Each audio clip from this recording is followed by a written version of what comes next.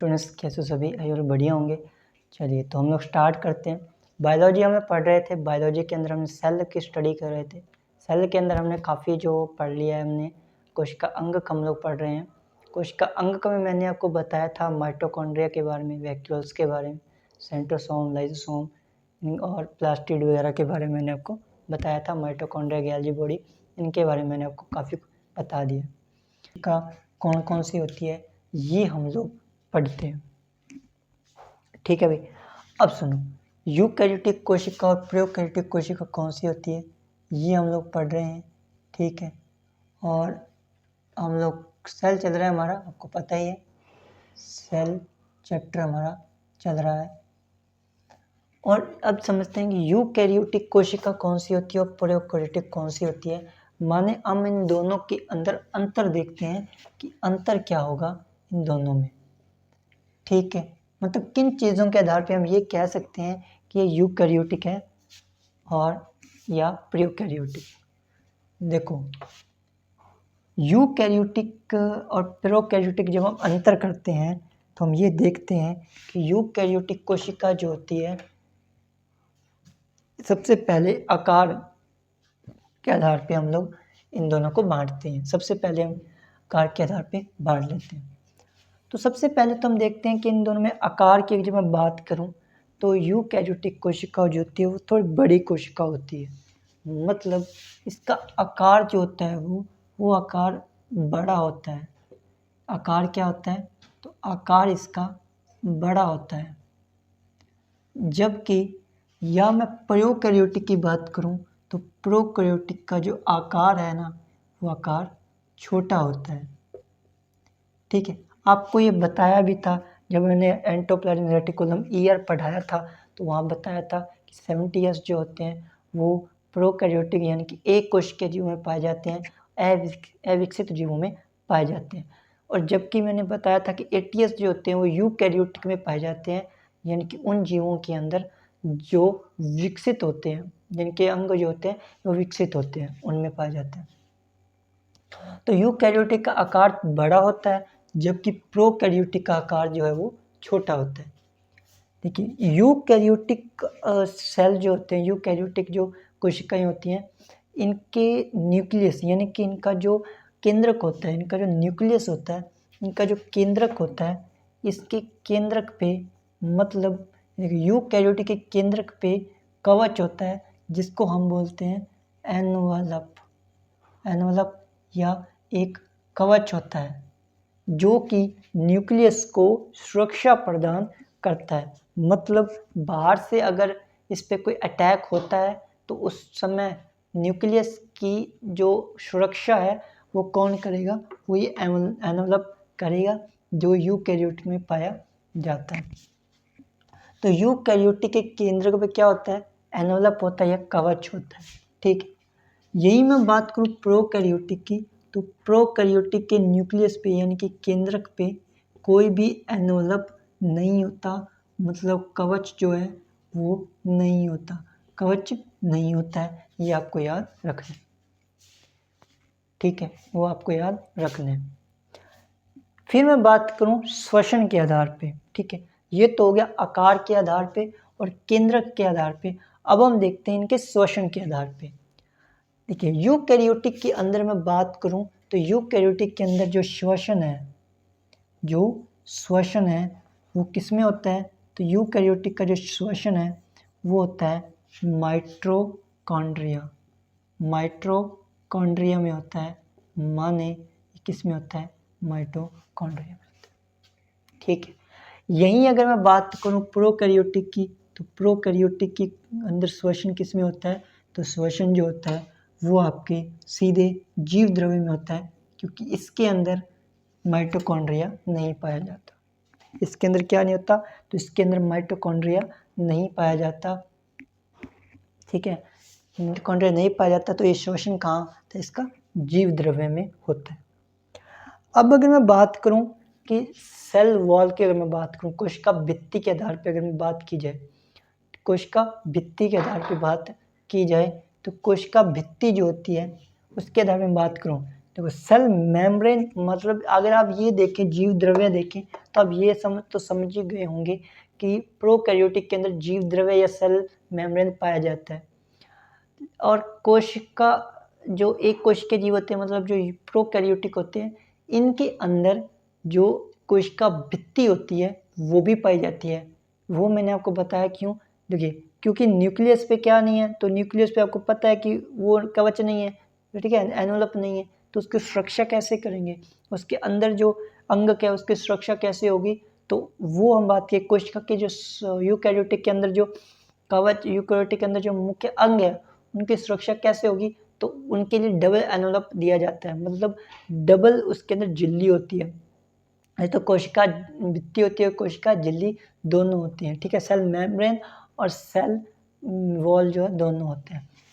तो cell wall के आधार पर मैं बात करूं तो यूकैरियोटिक का जो सेल वॉल होता है मतलब जो कोशिका भित्ति होती है, कोशिका भित्ति होती है, ये किसकी, ठीक है, इसकी बनी होती है आपकी सेल्यूलोज की, मतलब यूकैरियोटिक है ना, तो यूकैरियोटिक की सेल्यूलोज की बनी होती है, किसकी होती है, सेल्यूलोज की, जबकि इसकी कोशिका भित्ति होती है पेप्टिडोग्लाइकेन, पेप्टिडोग्लाइकेन, ठीक है, क्योंकि प्रोकैरियोटिक की कोशिका भित्ति पेप्टिडोग्लाइकेन की और यूकैरियोटिक की सेल्यूलोज की, मतलब पादपों के अंदर, ठीक है। अब हम बात करते हैं राइबोसोम की। राइबोसोम क्या दोनों में पाया जाता है, दोनों को प्रोटीन की ज़रूरत होती है, दोनों को वर्क करना है, काम करना है, इसलिए प्रोटीन की ज़रूरत तो दोनों की होती है, ठीक है।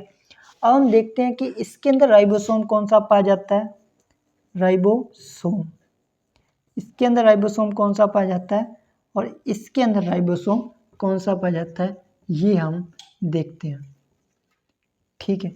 अब सुनो, यूकैरियोटिक के अंदर जो राइबोसोम पाया जाता है वो होता है 80S और जो प्रोकैरियोटिक है इसके अंदर 70S, ये 5 नहीं भाई सब S है, ये क्या है S पाया जाता है इसमें 80S।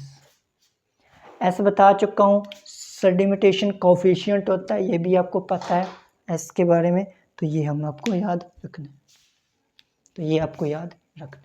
तो ये वो अंतर था जिसके आधार पे हम कह सकते हैं कि कौन सी कोशिका यूकैरियोटिक है और कौन सी कोशिका प्रोकैरियोटिक है। अब हम देखते हैं कि इन दोनों में अगर हमें देखना हो, समानता देखनी हो, ठीक है, इक्वलिटी देखनी हो, तो हम कैसे देखेंगे, मतलब ऐसे कौन कौन से अंग हैं जो इन दोनों में एक साथ में पाए जाते हैं, ठीक है। चलिए, तो हमने देखा पहले अंतर देख लिया, अब हम देखते हैं समानता कि दोनों में कौन कौन सी चीज़ें जो दोनों में ऑफिशियली पाई जाती हैं, ठीक है, वो हम देख लेते हैं। देखो सबसे पहले तो दोनों के अंदर एक तो सीलिया और एक फ्लैजिला दोनों में पाए जाते हैं। तो सीलिया एंड फ्लैजिला ये दोनों में पाए जाते हैं। एक डीएनए दोनों में होता है, डीएनए दोनों में होता है।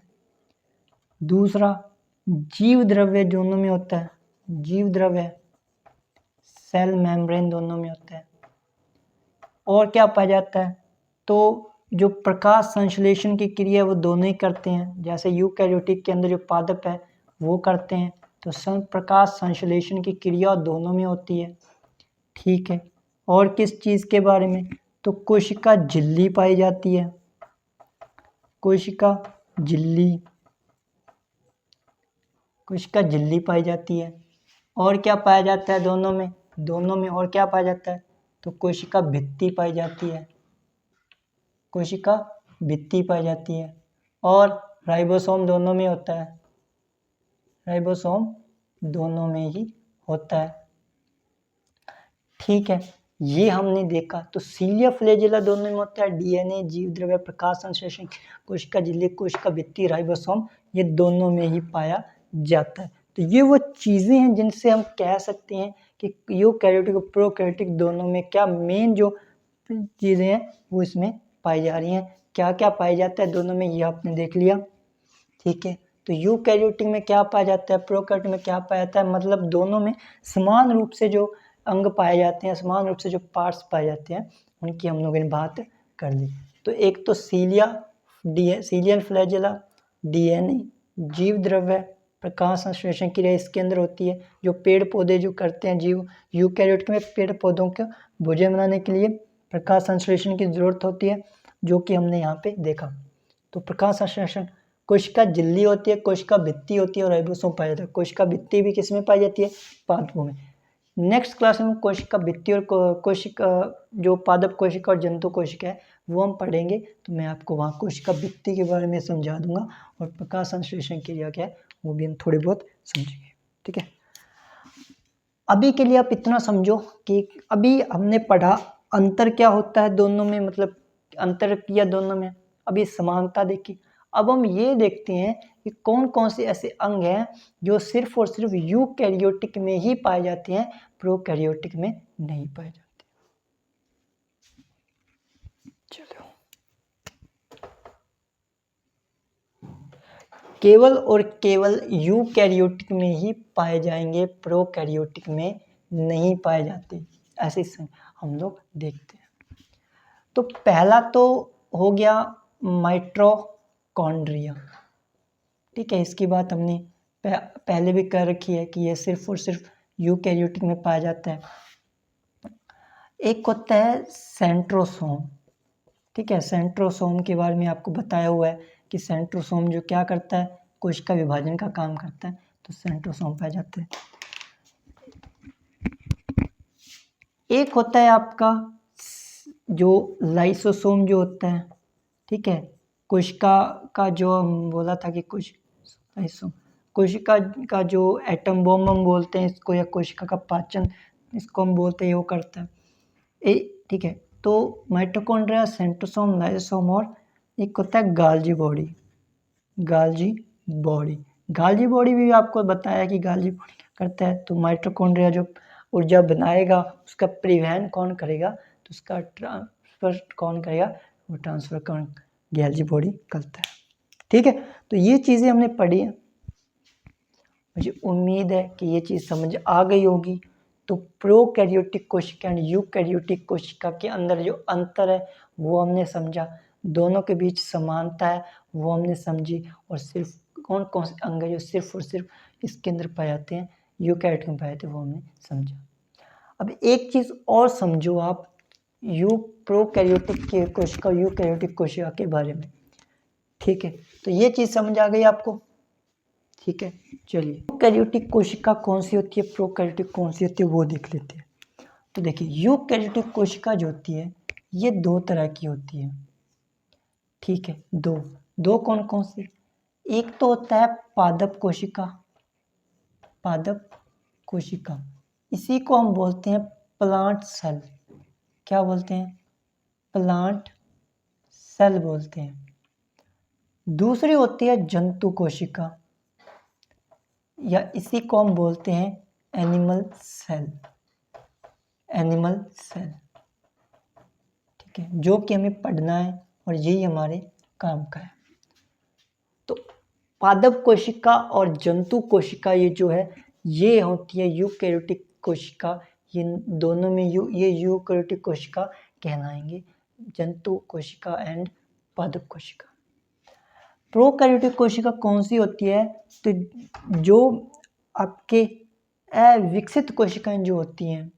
ठीक है, अविकसित कोशिका जो होती है वो कौन सी होती है, अविकसित कोशिका, इसको हम क्या बोलते हैं, अविकसित कोशिका हम वो बोलते हैं। यानी कि इसका जो विकास है, इसकी जो ग्रोथ है वो कंप्लीटली नहीं होती है, मतलब इसकी कोशिका जो होती है, इसके जो विकास है, ग्रोथ है, वो बहुत कम हुई होती है, आधी ग्रोथ आप कह सकते हैं, वो आधी ग्रोथ हो रखी होती है। ठीक है, इसी को हम लोग क्या बोलते हैं, तो इसी को हम लोग स्टार्टिंग सेल या इसी को हम लोग आरंभिक सेल कहते हैं, यानी आरंभिक कोशिका कहते हैं। ठीक है, क्या कहते हैं, तो इसी को हम लोग क्या बोलते हैं, आरंभिक कोशिका या स्टार्टिंग सेल कहते हैं। ठीक है, अब मैंने बोला कि ये कोशिका जो होती है अविकसित कोशिका होती है, मतलब ये ग्रोथ कंप्लीट नहीं हुई होती।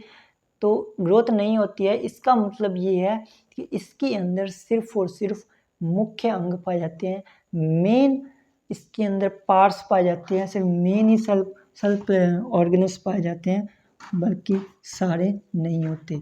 माने मुख्य अंग या मेन जो इसके अंदर ऑर्गन्स पाए जाएंगे। ठीक है, एग्जाम्पल जैसे मैं बोल दूं, जैसे नील हरित शैवाल आपने देखे होंगे। अगर आपके पास, ठीक है, शैवाल आपके आसपास अगर कोई दलदल वगैरह है, ठीक है, तो उसके अंदर आपने देखा होगा हरे हरे कलर का काई सी जमी होती है, तो उसी को हम बोलते हैं नील हरित शैवाल। ठीक है, तो ये सब चीज़ें थी जो आपको समझना था, और इसके अंदर ज़्यादा कुछ नहीं है। ठीक है, यूकैरियोटिक कोशिका कौन सी होती है, प्रोकैरियोटिक कौन सी होती है, ठीक है, ये हमने समझा। ठीक है, यूकैरियोटिक कौन सी होती है, प्रोकैरियोटिक कौन सी होती है, फिर हमने देखा अंतर, देखा इन दोनों में अंतर क्या क्या होता है, फिर हमने समानता देखी, समानता क्या होती है, उसके बाद में हमने ये देखा कि कौन सी चीज़ है जो सिर्फ यूकैरियोटिक में पाई जाती है, कौन से अंग है जो सिर्फ यूकैरियोटिक में ही पाए जाते हैं, प्रोकैरियोटिक में नहीं पाए जाते। नेक्स्ट क्लास में हम पादप कोशिका और जंतु कोशिका के बारे में पढ़ेंगे। ठीक है, तो चलिए मिलते हैं नेक्स्ट क्लास में। जय हिंद, वंदे मातरम।